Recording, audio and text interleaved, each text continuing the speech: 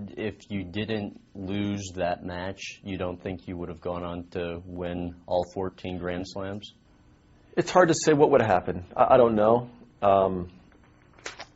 I would have won it, who knows what might have happened. But that loss just changed my heart. It just changed that I do hate to lose. Up until that point, I was content being ranked 6th in the world.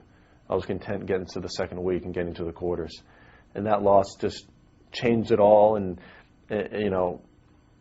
it's hard to say what might have happened if I would have won it or lost in the first week, but it happened the way it did, and I went on to want to be number one. I went on to wanting to win Wimbledon and defend it the next year. Like, I was willing to sacrifice. I was willing to do all the things I had to do, and I think maybe I just wanted it a little bit more than the rest. Why weren't you a big fan of Wimbledon up to that point? Wimbledon, I was a big fan of Wimbledon as a kid, and I loved watching it, and I went over to Wimbledon, and I thought grass would be a surface that I would love, and I would serve and volley and kind of do the things that I was born to do. And I hated grass. I didn't like it. I didn't like the bounces. I didn't like the fact that I could hold serve easily and still lose 6-6. I didn't like. I thought it was an unfair surface. I felt I just didn't like playing on grass. And what changed for me was I started working with Tim Gullickson, and he was a good grass court player, and he just changed my whole mentality. He changed a few things technically with my return, and he didn't buy into the fact that, God, this is an unfair surface and I'm losing to these guys, and I was moping and groping, and I think I broke through in the 92. I think I got to the semis, and I beat some good players. Then in next year, 93, and that's when I figured out how I needed to play, how I needed to sort of hit my strokes on it, and still had this great serve and volley, which I think is the way to play on grass. And that's when 93 to 2000, whatever, is when I had a pretty good run. Right, in 93 to 95, you really took off. I think 6 Grand Slams, 3 of which were Wimbledon. Obviously, that coincided with bringing in your then new head coach, Tim Gullickson. What do you recall from when you first met him? Well, Tim was one of these sort of lunch bucket pros. He didn't possess a ton of talent, but he sort of had this work ethic that I didn't really have before. We practiced harder. We practiced with a purpose. Didn't go through the motions.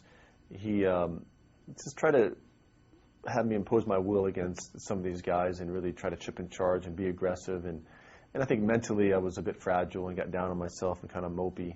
And he just tried to kind of lift me up a little bit. And Tim as a person was an outgoing guy. I was a little more introverted. I think we mixed as people, and we got to be really, really good friends. And from the tennis standpoint, he got me to be the best player in the world. I got to be number one with him, and I needed someone with experience that has been there. And he knew the game. He knew me. He knew how he thought I should play, and we had a great run.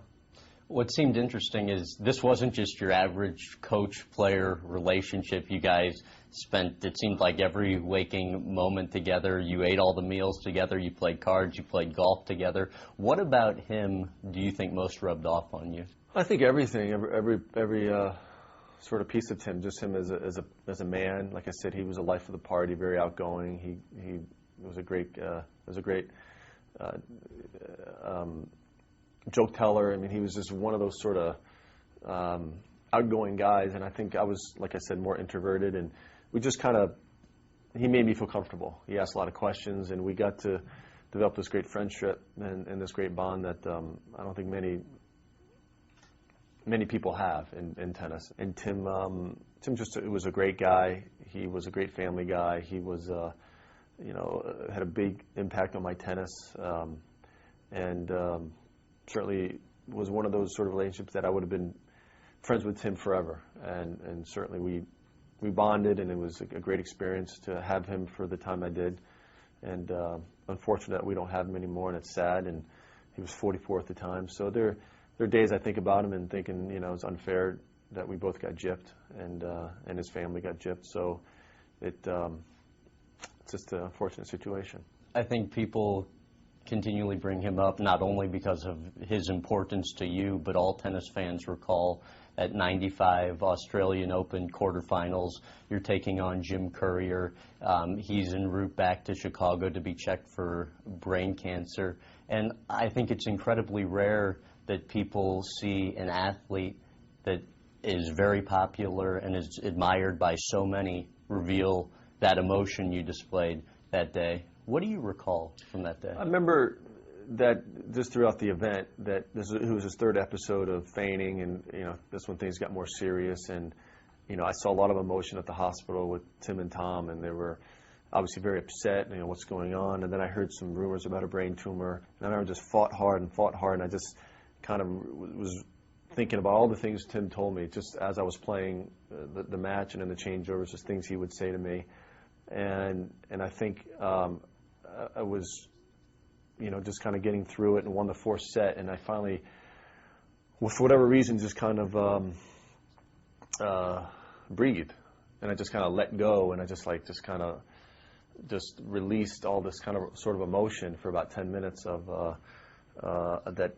Obviously I wasn't trying to do it. It was just one of those things I couldn't sort of control, that sort of emotion. And I think I just had it pent up for so long. And I think, just kind of his words were in me for those kind of hour and a half for those two sets. And once I did, and I kind of climbed up this mountain, I was like, okay. And then it's just like I just got overwhelmed with emotion that I can't explain, sort of, why it happened. It happened, and for 10 minutes I was just physically losing it, and it actually felt good to kind of release a little bit of that. Do you remember what Jim Courier said to you across the court during that match? You feel all right, Pete? We can do this tomorrow, It didn't seem like he was saying that in a way to mock you. It seemed like he genuinely cared, but the people in the stands took it as if maybe he was making a joke where they laughed. How did you perceive it? Well, I perceived it at the time. He thought I was cramping, and he kind of said it, and people laughed about it. And obviously, I was in a different state, so it kind of irked me at the time. And I remember just something clicked in me. It's like, okay, let's play, And he said it, and we've never really talked about it.